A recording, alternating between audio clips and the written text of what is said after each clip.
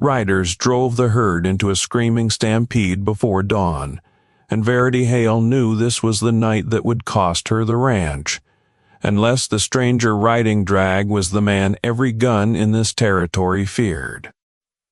She came up out of a half-sleep to the sound of it, 300 head breaking off the north pasture in a single black wave, hooves tearing the frost off the grass, and somewhere out past the tree line a rider was firing a pistol into the air. By the time she had her boots on and her father's old Winchester in her hands, the herd was already a half-mile gone, scattering toward the ravine that dropped 40 feet into Anvil Creek, and every soul who might have turned them was 3 days gone from her payroll. She ran anyway. She ran in her nightdress with a rifle she hadn't fired in a year, because the alternative was standing on her porch watching the last thing her husband ever built pour itself into a canyon, and Verity Hale had buried a husband already this decade. She was not going to bury a ranch, too. What she found at the rim of the ravine, gasping, rifle useless in her hands because there was nothing left to shoot at, was a herd bunched and calm and turned, not by her, not by any hand of hers, but by a rider she did not recognize, sitting his horse dead still at the mouth of the ravine like he'd been carved there. Hat low, one gloved hand resting on the horn, the other loose near his hip, in a way that raised the hair on the back of her neck, though he hadn't uttered a single word. That was the first time Verity Hale laid eyes on the man she'd hired 3 days earlier for wages she could barely afford, standing between her and the only asset she had left in the world, and the last time for a long while that she would let herself believe there was anything simple about him. If this is your first time riding with us, welcome. We tell the stories the history books left out, the women who held the line when the men who should have stood beside them didn't, and the strangers who showed up anyway. Stay to the end tonight, because before this drive reaches the railhead, you're going to find out exactly what kind of man agreed to work for $3 a week and a bad reputation. Wyoming Territory, the autumn of 1879. The high country above Cross Fork had already gone the color of an old bruise, gold turning to rust in the cottonwoods along the creek bottoms, and the nights carried that flat, clean cold that warns a rancher winter isn't asking permission this year. It's coming on its own schedule. Verity Hale was 26 years old. She had inherited 1,100 acres of grass, water rights that 3 larger outfits had spent 2 years trying to buy off her, a note at the Cross Fork Trust coming due the first week of November, and a grief she hadn't finished carrying. Because Thomas Hale had been dead 14 months, and some part of her still expected to hear his boots on the porch steps at dusk.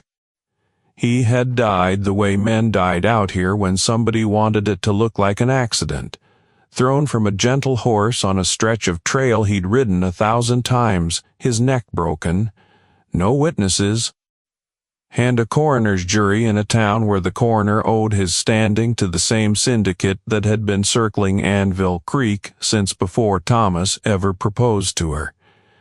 Verity had never been able to prove a thing. All she'd been able to do was bury him, take over a ranch she'd never expected to run alone, and watch the syndicate's smile widen a little further every time she rode into town for supplies. The Talbrook Land and Cattle Company did not think of itself as a syndicate.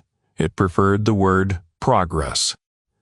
Cyrus Talbrook had come into the territory 8 years earlier with capital from back east and a plan that made a certain brutal sense if you didn't have to live inside it, on the water, and the grass follows for nothing because no herd survives a season without a creek running through it. He already held 4 of the 6 ranches along Anvil Creek's watershed. Verity's 1,100 acres, with the best year-round spring on that whole stretch of range, was the piece that would close the corridor clean from the foothills to the railhead at Larkspur Junction, and Cyrus Talbrook had made her 3 offers in 14 months, because he'd learned somewhere along the way that a widow's price drops the longer you starve her of choices. Cross Fork itself had learned to look away from what was happening at Anvil Creek, and Verity understood that too, in the exhausted way a person comes to understand any slow betrayal that never announces itself all at once. The mercantile owner still greeted her warmly enough at the counter, still weighed her flour and her nails and her coffee fair and square. But he no longer met her eyes when she asked whether anyone new had come through looking for trail work. The minister prayed for widows in general terms on Sundays, and never once mentioned her by name, though half the pews surely knew exactly whose widowhood he meant. Even the sheriff, a decent enough man in most of his dealings, had a way of finding urgent business elsewhere whenever her name came up alongside Ezra Vance's, because the sheriff's own re-election depended on men whose fortunes ran, one way or another, straight back through the Cross Fork Trust. It was not that the town hated her, it was worse than hatred. It was a whole community that had quietly decided her ruin was simply the cost of doing business with Cyrus Talbrook, and had made its peace with that cost long before she ever noticed the bill had come due. That refusal was the entire reason her hands were gone. It happened slowly enough that she almost didn't see the shape of it until it was finished. In July, her foreman of 6 years, a steady man named Cole Perrin, who had ridden for Thomas's father before him, quit without warning and left the territory inside a week. Standing in her kitchen, not meeting her eyes, the only explanation he offered was that he'd found better prospects. She learned later, from a bartender at the Cross Fork Saloon, who liked her enough to risk saying it quiet, that Cole Perrin had walked away with $400 cash money and a letter of reference to a spread in Colorado, more than the man would have earned in 2 full years riding for her. In August, 2 of her younger hands got jumped on the road back from town, beaten badly enough that one of them still couldn't close his right hand come harvest, and neither would name who'd done it because both had daughters and Talbrook's foreman, a broad, quiet, terrible man named Ezra Vance. Had a reputation for remembering names long after the reason for remembering them had passed. By September, she had exactly 1 hand left, a boy of 17 named Charlie Doss, whose mother worked in her kitchen, and when Vance rode out personally to have a conversation with young Charlie that nobody would ever repeat to her, he wouldn't meet her eyes when he left, only that he was sorry, ma'am. He surely was, but a man had a mother to think of before he had a widow's payroll. There was a particular cruelty in how Talbrook's men had timed it, one Verity understood only in hindsight, turning the pattern over in her mind on the long sleepless nights that followed Charlie Doss's departure. Every hand had been peeled away, not all at once, which might have looked like an obvious campaign, even to a town determined not to see one, but one at a time, spaced weeks apart, each departure carrying its own plausible excuse, a better wage, a family emergency. By the time the bunkhouse stood empty, no single event had ever looked large enough to name as an attack. It simply looked like bad luck compounding, the way bad luck sometimes does to a woman running a ranch alone. And Verity had spent a full month telling herself exactly that before she finally sat down with the calendar and saw the shape of it laid bare. Each one arriving within days of whatever small progress she'd made toward the November note, as though someone had been watching her ledger as closely as she watched it herself. she supposed someone had. Cyrus Talbrook held paper on half the county. There was very little in Cross Fork that didn't eventually cross a desk. He had some claim on, she understood by the first week of October. It wasn't an offer to buy her land anymore. It was a plan to take it for nothing. The note at the Cross Fork Trust, a bank Verity had since learned too late, was 2/3 owned through a chain of paper by Cyrus Talbrook himself, came due the first week of November, and the only way she had ever intended to meet it was to drive her herd to the railhead at Larkspur Junction. 340 head of prime beef, 4 years of careful breeding, the entire value of the ranch standing on 4 legs and grazing her north pasture, and 40 miles of open country between that herd and the money that would save her, country that ran straight through land Talbrook controlled, crossed 2 of his fence lines, and passed within a half-mile of a line camp staffed with exactly the kind of men who had already beaten one of her hands, half senseless over a wage dispute that was never really about wages. 8. If a rancher wanted to sleep in shifts and still keep the herd bunched through the night. Verity had 0, and a syndicate that had spent 5 months systematically emptying her bunkhouse, specifically so that when November came, she would stand at the edge of that herd alone, and either watch it scatter into the breaks trying to trail it single-handed, or let the note lapse and hand. Cyrus Talbrook, 1,100 acres, and the best spring water in 3 counties, dressed up as an... That was the whole design, and it very nearly worked exactly as intended because Verity posted a notice in the Cross Fork mercantile window, offering wages for 4 trail hands, and for 6 straight days nobody came. Nobody in that town cared to cross Ezra Vance to work for the widow Talbrook wanted gone. On the 7th day, one man walked into the mercantile, read the notice without asking anyone's leave, and inquired of the storekeeper where he might find the Hale place. His name was Boone. That was the whole of what she got out of him the first afternoon he rode up her lane. Not Boone what? Not Boone from where? Just Boone, delivered flat and final, as though the single word ought to end the conversation, which it did because Verity was too desperate to press a man who was willing to work. He was young for the weight he carried, not more than 30 by her guess, with a stillness in his shoulders she would later come to understand meant something very specific in a man who'd spent his life around violence, though, on that first afternoon, he rode a good horse, better than a drifter's wages usually bought, kept a rifle in a worn scabbard oiled more carefully than his own boots, and had eyes the color of creek water in shadow that took in her yard, her empty bunkhouse, the state of her fences, and the plain fact that she was alone, all of it in about 4 seconds, without his face changing at all. She laid out the wages plainly.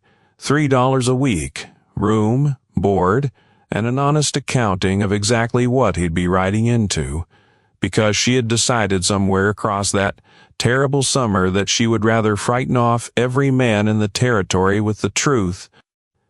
She walked him through Talbrook, through Vance, through Cole Perrin's $400, and Charlie Doss's mother and the 2 boys on the road, who still flinched at hoofbeats coming up behind them a full month later. She explained the drive would run 40 miles through Talbrook's grazing leases, with a herd worth more money than most men saw in 5 years of honest wages, and that anyone riding drag on it ought to expect a hard testing long before Larkspur Junction ever came into view. Boone listened to the entire accounting without interrupting once. When she finished, he studied the herd, grazing gold in the north pasture, for a long moment, then delivered the only line he'd offer that whole first conversation that wasn't a single-word answer. I'll take the wages." He swung down and started loosening his cinch, easy as if the matter had already been settled a week ago. "Keep the rest." She didn't know, standing in her own yard watching that unreadable, quiet man unsaddle his horse like the whole arrangement was already finished business, that she had just hired the one gunfighter in the entire territory. Before we go any further, I want to ask something of you, because keeping stories like Verity's alive on this channel takes more than views alone. It takes people willing to stand behind it. If you'd consider becoming a channel member, you simply tap join beside the channel name right under this video, and it goes straight toward keeping more of these forgotten women's stories getting made. Thank you if you already have. The first week passed quiet in the particular way that made Verity nervous rather than relieved. Boone worked from before light until well past dark, in the manner of a man who had spent years learning precisely how much a ranch needed, and doing exactly that much. No more, no complaint. He mended the north fence Ezra Vance's riders had accidentally cut twice that summer. He reshod 2 horses she'd been putting off for weeks. He slept alone in the bunkhouse and ate whatever Charlie's mother, who still came by twice a week out of loyalty, even with her son off the payroll, left warming on the stove, and he never once asked Verity a personal question. Not about Thomas, not about the ranch's finances, not about why a widow was running 1,100 acres by herself with a note bearing down on her. She found to her own surprise that she trusted his silence more than she would have trusted a stranger's curiosity. She learned small things by watching, because watching was the only way Boone ever gave anything up. She learned he could read, from the way he handled the ledger she left out one evening, quietly correcting an addition error in her herd tally without a word of comment. She learned he didn't drink, because she left a bottle of Thomas's old whiskey on the bunkhouse table one night as a kind of test, and it sat there untouched 3 days running until she finally put it away herself. She learned he flinched just once, just barely, a tightening around the eyes, and nothing more. The evening Charlie's mother mentioned in passing that her boy had been threatened off this ranch by Ezra Vance personally, and that small, involuntary flinch revealed more about the true size of the trouble she'd hired him for than anything he might have voiced aloud. 2 weeks before the drive was set to leave, Ezra Vance rode out to the Hale place himself, the way he'd ridden out on Cole Perrin and the 2 boys and young Charlie Doss before him, and Verity watched from the porch with her stomach nodding. The way a man sizes up a horse he's thinking of buying cheap off someone who doesn't know its worth. Heard you hired somebody. Vance didn't move to dismount, his eyes never leaving Boone 40 feet away, and mending tack without so much as glancing up. Man ought to know what he's riding into before he gets comfortable. Boone finished the stitch he was working, set the harness down with the unhurried patience of a man who had all the time in the world, and looked up at Vance for the first time. Not a word out of him. He simply held the big foreman's eyes for 3 full seconds, long enough that Vance's horse shifted under him, and the foreman's own hand drifted just slightly closer to his hip before he caught himself and stilled it, ma'am. Vance touched his hat to Verity, unable to quite manage looking away from the quiet man by the tack shed, then turned his horse and rode out without another word, at a pace that was not nearly as unhurried as he'd probably meant it to look. That night, Verity asked Boone, straight out, whether he knew Ezra Vance. No. A silence stretched long enough that she thought that was the whole of the answer. Then, but men like that generally know me. She didn't sleep well that night, not from fear exactly, but from the unsettled feeling of a woman realizing the ground beneath her wasn't what she believed it to be. The drifter eating supper in her kitchen carried some weight in this territory she hadn't been warned about, and didn't yet understand, and whatever it was, it had been enough to put a flicker of real caution into the eyes of a man who'd beaten a 17-year-old boy's family into silence. The drive left Anvil Creek on the last Tuesday of October, 340 head strung out long and slow across the first open miles of grass. Verity riding point on the mare, her husband had broken himself. Boone riding drag at the rear where a lone rider could watch a herd's whole length and catch trouble before it ever reached the front. 2 people and 340 cattle and 40 miles of country that belonged, on paper and increasingly in practice, to a man who wanted them to fail. The first day passed easier than she dared hope. The herd settling into trail rhythm by mid-afternoon, grazing wide and calm across public range that hadn't yet crossed into Talbrook leases. Twice she caught herself watching Boone work the drag position from a distance, the economical way he moved a straggling steer back into the herd with almost no wasted motion, the way he seemed to read an animal's mood before the animal knew it itself, the way he never once raised his voice to man or beast the whole day long. Something clenched tight since the night of the stampede loosened in her by degrees, a knot she hadn't realized she was still carrying until it began to give. The second morning broke cold and clear, frost silvering the sage until the first sun burned it off, and the herd moved through a stretch of open range so wide and empty that for an hour or two it was almost possible to forget what waited at the far end of it. A pair of pronghorn watched the cattle pass from a low rise without spooking, and once, near midday, a golden eagle stooped on something in the grass a half-mile off and rose again with nothing in its talons, and Verity found herself pointing it out before she remembered there was no one riding close enough to share the sight with. Boone noticed anyway. He drifted up from drag without her hearing him, the way he seemed to do whenever the herd settled enough to allow it, and followed her raised hand to the empty sky long after the bird had gone, saying nothing, simply looking where she looked. And there was something in that small shared silence that did more to steady her nerves than any words could have managed. They made 11 miles that second day, good time for a herd this size with only 2 riders pushing it. By the second night's camp, several miles now into Talbrook country, the fire kept small and low the way Boone insisted on. She found herself sitting nearer his side of it than strictly necessary, the silence between them having stopped feeling like a wall and started feeling like a place she was welcome to sit.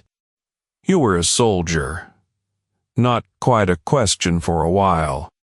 He turned a piece of jerky over the coals and offered nothing further, and she let it lie, having already learned that pushing Boone only made whatever door existed close a little faster, and after that, he was quiet long enough. She thought she'd finally pushed too far. Then, eyes on the fire, and not on her. After that, I did work. Nobody wanted their name attached to. Some of it needed doing. Some of it I'm not proud of.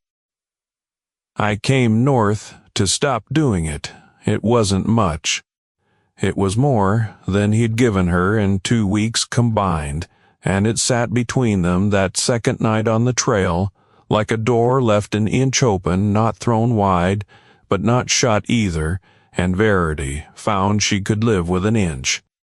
Trouble found them the third day, exactly where she'd feared it would, the narrow stretch where the trail funneled the herd through Whitlock Pass, a mile long cut between 2 ridge lines, with the Talbrook line camp close enough that riders could reach the pass floor inside 10 minutes of spotting a herd's dust rising above the sage. She saw them coming a half hour before they arrived, 4 riders loping down off the eastern ridge in a way that had nothing casual in it, and her stomach dropped clean through her saddle because she recognized the man riding point among them even at that distance, by the set of his shoulders and the pale gray horse he favored above all his others. Ezra Vance had come himself this time. Keep the herd moving. Boone appeared at her side without her ever having heard him close the distance, his voice pitched low and level, no urgency in it she could detect, though the set of his jaw told her plainly enough the calm was a choice, not an absence of feeling underneath it. Don't stop for them. Don't look afraid to stop for them either. Just keep moving. She kept moving. It took every ounce of nerve left in her, because Ezra Vance and 3 of Talbrook's hardest riders came down off that ridge and cut across the herd's line of travel, close enough to scatter the leaders, forcing her to rein in hard. Having crossed the whole width of 300 head in the time it took her to blink, positioned squarely between Verity and the 4 riders, his horse angled just so. Not aggressive, not retreating. Simply present the way a locked door is present. This is Talbrook range, past the pass marker. Vance was smiling, the kind that had nothing whatsoever to do with humor. Widows got no lease crossing here. Herd turns back. 2 flat words, and Verity had never in her life heard 2 words carry so much weight all at once. Says who? The territorial survey filed at Cross Fork Courthouse in '74, which your boss knows, since his own lawyer's the one who tried getting it amended 2 years back and failed. A pause, exactly long enough to let that land clean. Herds not turning. Vance's smile thinned. He glanced at the man beside him, a rangy rider with a scarred jaw.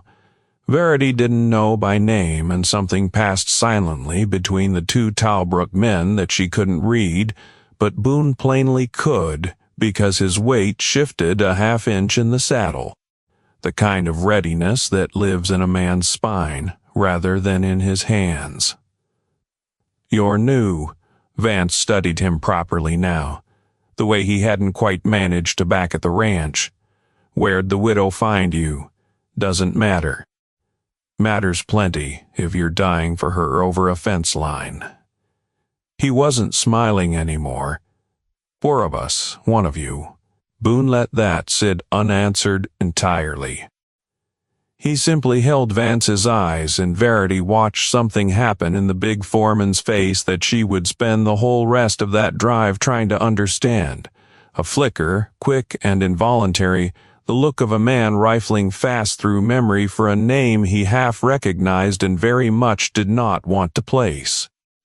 He took in the pale scar along Boone's jaw, the particular low, easy way his hand rested near his hip, the rifle scabbard worn shiny at exactly the angle a man draws from 1,000 times over the years, and something behind Ezra Vance's eyes went, just for a heartbeat. Herd's not turning, Boone repeated into that uncertainty, and this time his voice hadn't shifted at all, which was somehow worse than any threat would have been. Vance held the standoff 4 more seconds.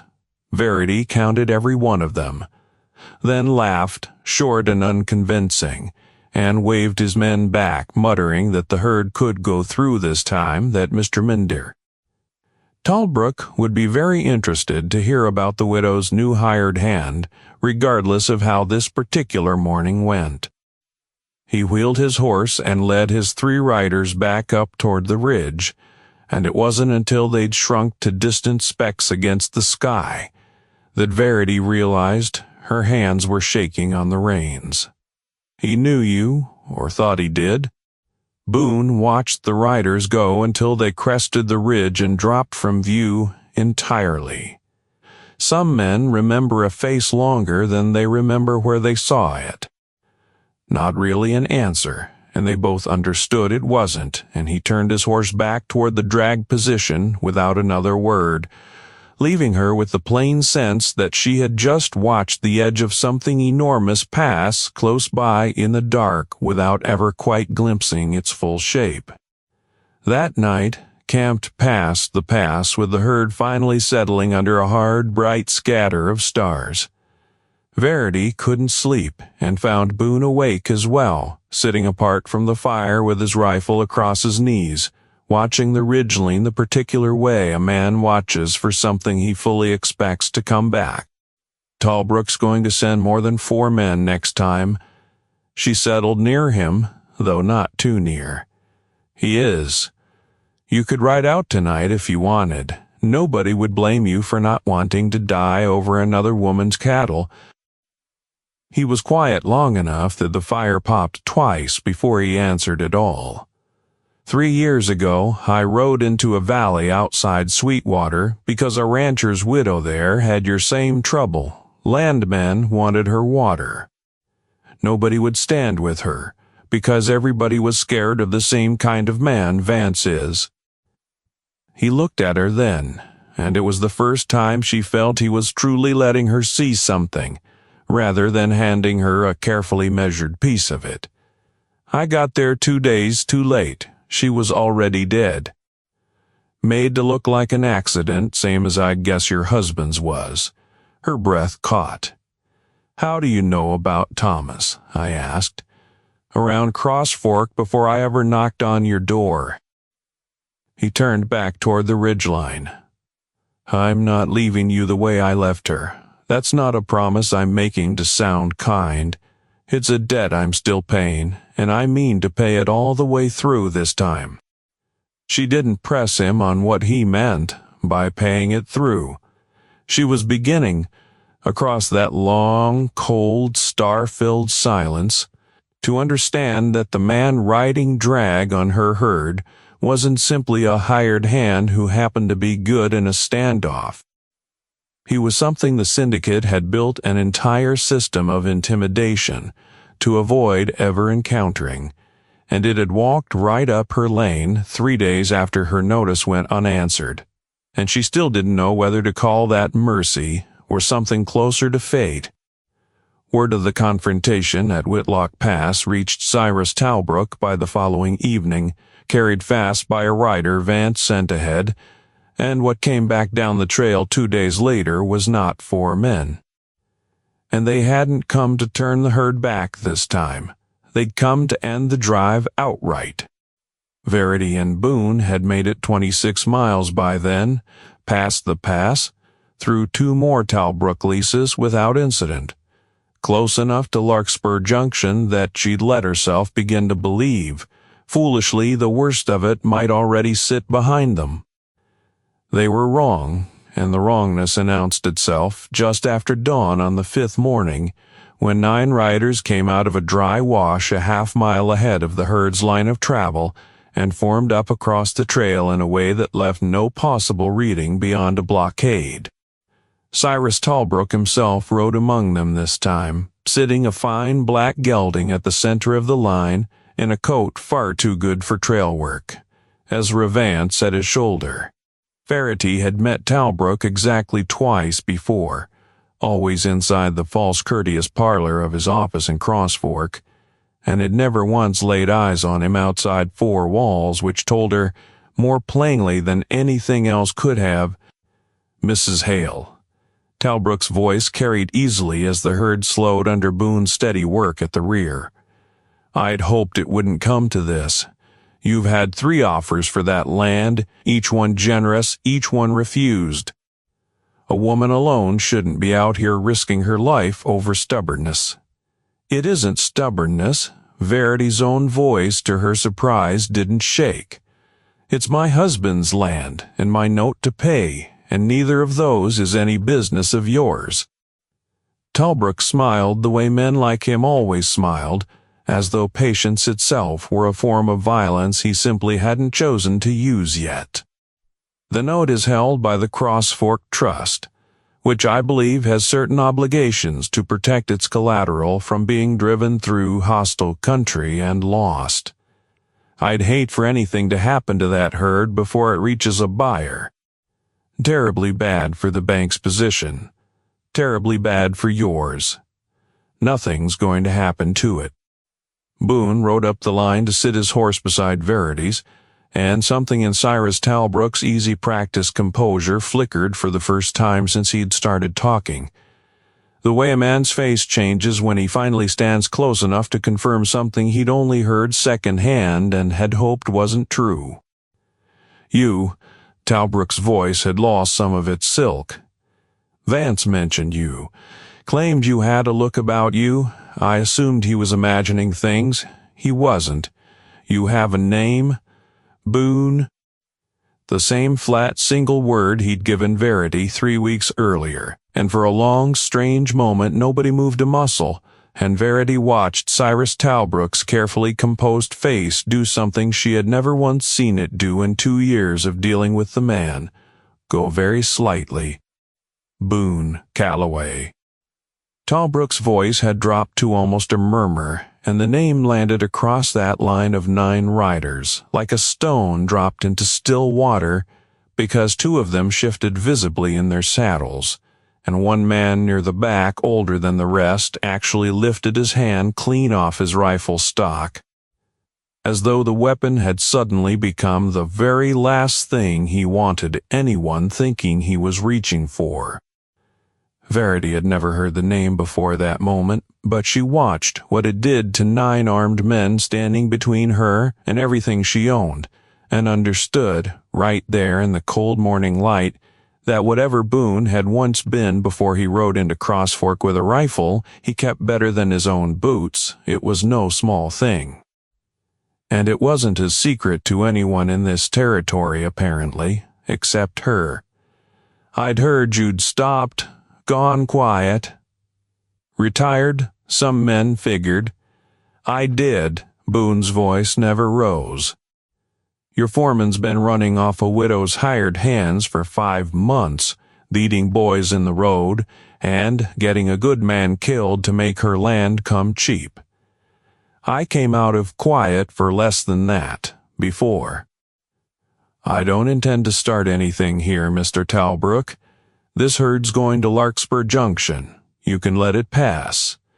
Or you can be the man whose name gets attached to whatever happens if you don't. Either way, it passes. Nobody moved for a long 5 seconds that felt to Verity like standing at the exact center of a held breath the size of the entire valley. Then, Cyrus Talbrook, who had built an empire out of never once having to be the man who did the actual violence himself, who paid other men to carry that weight so his own hands could stay soft and his own conscience could stay comfortably unexamined, with the particular clarity of a man watching his hired muscle silently recalculate the odds that not one of them intended to draw first against Boone Calloway, purely on his say-so. This isn't finished. Both of them understood the words for exactly what they were. A retreat, dressed as a threat, and this morning, at least, it very much was finished. He wheeled his black gelding hard and led his men back off the trail toward the wash they'd come from. Ezra Vance, lingering a half-second longer than the rest, watching Boone with an expression, or the particular resentment of a man who has just watched an entire career's worth of leverage evaporate in front of the very widow he'd spent 5 months trying to break. They pushed the herd on toward Larkspur Junction, in silence for the better part of an hour before Verity trusted her voice enough to ask what she'd been holding back since the pass. Who is Boone Calloway? When he finally did, his eyes stayed on the trail ahead, the herd's dust rising gold in the late morning light. 6 years ago, there was a range war down in the Nations, 4 outfits fighting over grass that wasn't any of their business to fight over, hiring guns to settle it instead of the law. I was one of the guns, good at it. Good enough that by the end, my name did more work than my rifle ever did. Men heard it and rode the other way. I told myself that made it clean somehow.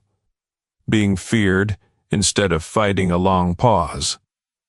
It wasn't clean. 14 men died in that war before I understood. The only thing I'd actually built was a reputation men like Talbrook could rent by the week to scare widows off their land, same as he tried renting Vance out to scare you off yours. So I stopped, went quiet exactly like he claims. Convinced myself I was done being anybody's weapon. He looked at her then, something in his face she hadn't seen before, something close to an apology. Then I read a notice in a mercantile window from a woman about to lose everything to the exact kind of man I used to work for, and decided being afraid of my own name wasn't reason enough to walk past her door. He rode quiet a while after that, as if the confession had cost him something real to spend, and something around his eyes had eased a little for the first time since she'd known him, the particular ease of a man who has finally set down a weight he'd been carrying so long he'd stopped noticing its shape. If this story is landing with you, consider becoming a channel member. You simply tap join beside the channel name. It's a small gesture, and it's what keeps stories like Verity's coming. They reached Larkspur Junction 2 days later, the herd intact, 338 head of the original 340 having survived the drive, 2 lost to a ravine slip on the second night, nothing worse than that, and the railhead town was doing what railhead towns did every fall, joking on dust and noise and buyers down from Omaha and Chicago, walking the pens with tally books in hand. For one whole afternoon, Verity let herself believe the worst of it truly was behind her. Reuben Cade's clerk counted out the herd against the manifest twice. The second time at Verity's own quiet insistence, because a lifetime of dealing with the Talbrook syndicate had taught her never to leave a number unverified when there was still time to check it. And both counts came back the same, 338, exactly as sold. She stood at the rail a long while after the counting was done, watching her father-in-law's brand pass beneath the gate, one animal at a time, into pens that belonged for the moment to someone who had no interest at all in whether she kept her ranch or lost it, and found the ordinariness of that indifference almost restful after 5 months of a much more personal kind of attention. She should have known better. Cyrus Talbrook did not build an empire on losing gracefully, and what she hadn't accounted for, what perhaps even Boone hadn't fully accounted for, was that a man who could not stop a herd out on the open trail still owned the largest share of the Crossfort Trust, and the note was still due, and the buyer Talbrook had quietly leaned on for 2 years, a cattle agent named Harmon Isley, who moved half the beef out of Larkspur Junction every season and depended on the trust's good graces to finance his own operation, suddenly discovered. It was a small cruelty set against 9 armed riders on a trail, and in its way, it was the cruelest thing Talbrook had done yet, because it required no act anyone could ever call a crime. A buyer simply declined to buy.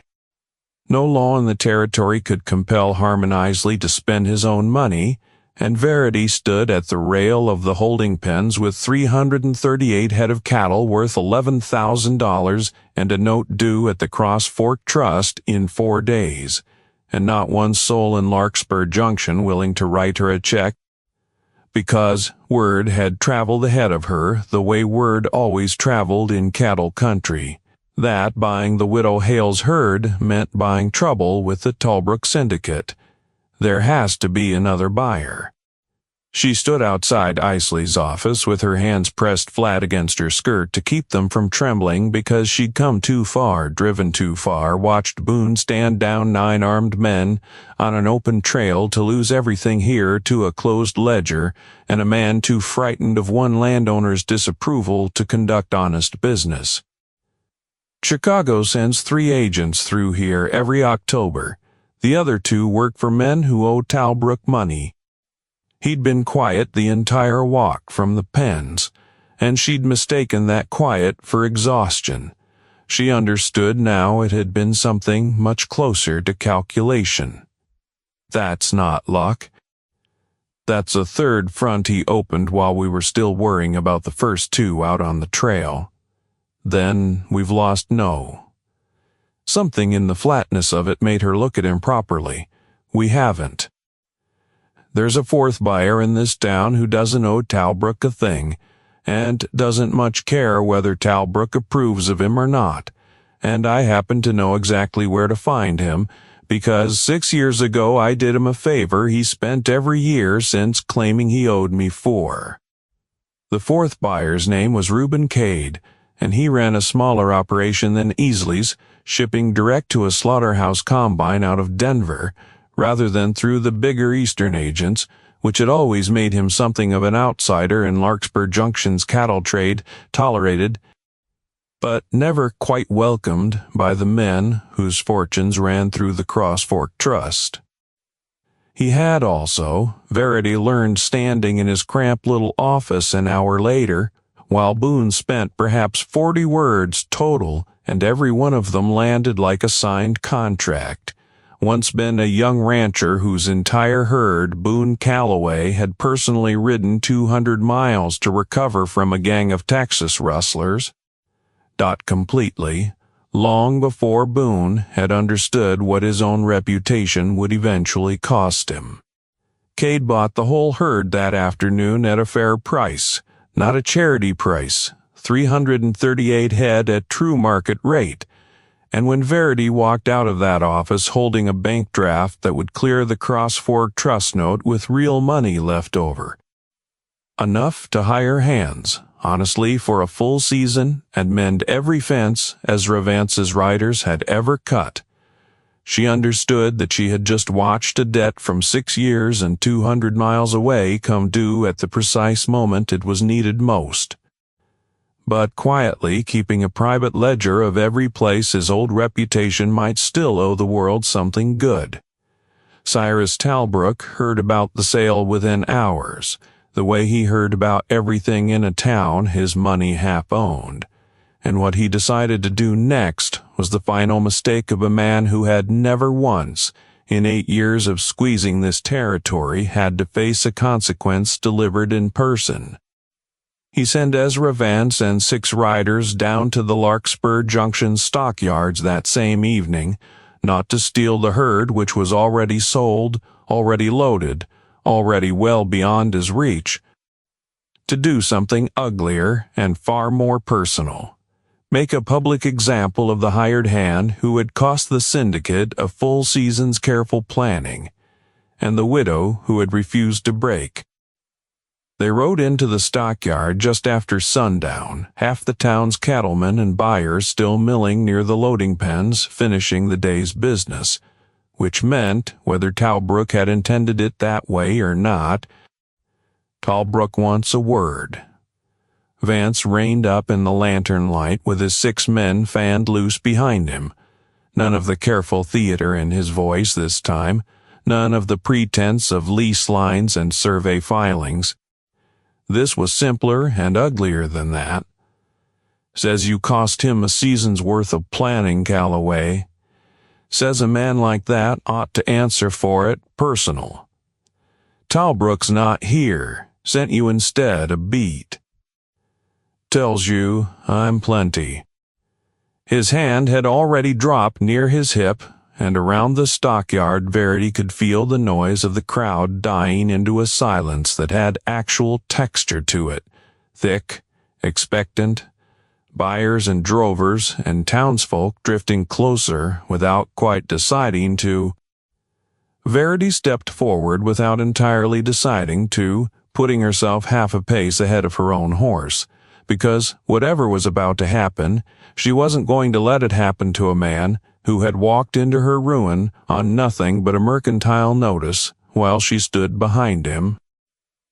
Vance, loud enough to carry the whole width of the yard, loud enough that every buyer and drover within 50 feet turned to hear it. Tell Talbrook, herd sold, the notes paid, and the only thing left for him to buy in this county is a lesson in what happens when he sends a man to threaten a widow in front of 100 witnesses instead of doing it himself, in the dark, the way he's done everything else for 8 straight years. It was not, she would admit to herself later, a particularly graceful thing to say. It was, in the moment, entirely true, and it landed across that stockyard the way true things sometimes do, loud and unanswerable. And she watched several of Larkspur Junction's cattlemen, men who bought and sold and financed half the territory's herds, men whose good opinion Cyrus Talbrook depended on more, exchange glances that carried nothing friendly toward the syndicate at all anymore. Ezra Vance, caught between an employer's orders and a stockyard full of witnesses who had just heard his own errand named plainly for exactly what it was, made the calculation men like him always eventually made. He looked at Boone Calloway one final time, at the stillness that hadn't wavered once through the entire exchange, at the 6 men behind him gone very quiet and very still themselves, and found in the end he did not actually want to be the man who drew first against that particular reputation in front of 100 witnesses who'd be telling this story for years, no matter how it ended. "This isn't finished," he muttered, the exact hollow words Talbrook had used out on the trail 2 days earlier, and everyone standing in that lantern light understood, this time, that it very much was. He turned his horse and led his 6 riders out of the stockyard, and the silence that trailed them held a long moment before breaking into the low, relieved murmur of a crowd that had just watched something end instead of begin. Verity stood in the lantern light with her hands finally steady, and turned to find Boone watching her with an expression she'd genuinely never seen on him before.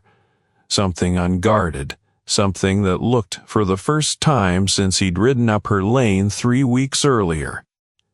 Cyrus Talbrook's grip on Cross Fork did not survive that winter, though it unwound slowly rather than collapsing in any single dramatic stroke, which Verity found, looking back, to be the truer way these things actually happen. A territorial bank examiner, alerted by 2 of the cattlemen who'd stood in that stockyard and started quietly asking their own questions afterward, opened an inquiry into the Cross Fork Trust's true ownership that turned up exactly the tangle of paper Talbrook had spent years hiding behind, and a bank whose secret owner had been caught orchestrating intimidation against its own borrowers, was a bank that lost its charter inside 4 months. 2 of the 4 ranches Talbrook had already swallowed found their old families filing claims the moment his hold began to weaken, and by spring, the Talbrook Land and Cattle Company existed mostly in name only. Ezra Vance left the territory entirely before the first real snow came, and nobody in Cross Fork much troubled themselves finding out where he'd gone. Verity Hale kept Anvil Creek. She kept it clear, note paid in full, water rights untouched. The ranch her husband had built and died defending still standing on the exact ground he'd chosen for it, and she spent that whole winter rebuilding a bunkhouse that finally, for the first time in over a year, because a widow whose hired man had faced down Ezra Vance in front of 100 witnesses, was not, it turned out, a woman anyone in this territory much cared to trifle with anymore. Not at first as anything more than what he'd signed on as a hired hand riding for wages on a ranch that could finally afford to pay him properly, but the quiet between them had long since stopped feeling like a wall. And somewhere across that long winter of mended fences and shared suppers and evenings by a fire that no longer needed keeping small and low against watching eyes, it became something neither of them rushed to put a name to, because both had learned exactly what it costs to lose something before you've ever had the chance to properly hold on to it. She asked him once that winter whether he ever thought about riding on, the way men like him sometimes did, chasing whatever quiet he'd been chasing before her notice caught his eye in a mercantile window. I found it. He kept his eyes on the fire the way he had that first night on the trail when she'd asked whether he'd been a soldier. Turns out it wasn't somewhere else. It was here the whole time, waiting on a woman brave enough not to sell. And that in the end was the entire truth of it, that a syndicate had emptied her bunkhouse and starved her chances and driven her to trail 340 head of cattle 40 miles through hostile country with nothing but her own nerve and a stranger's rifle standing between her and ruin. No.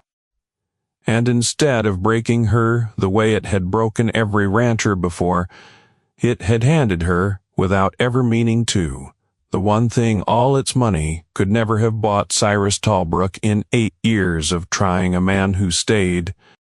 Word of what had happened at the Larkspur Junction stockyards traveled faster than Talbrook's own collapse, and traveled further, too, carried by drovers and buyers who repeated it in every railhead saloon between there and Cheyenne, until the story of the widow who trailed her own herd through syndicate country with one silent gunfighter had taken on a shape considerably larger than the plain facts of it, the way these stories always do once enough strangers have told them to other strangers.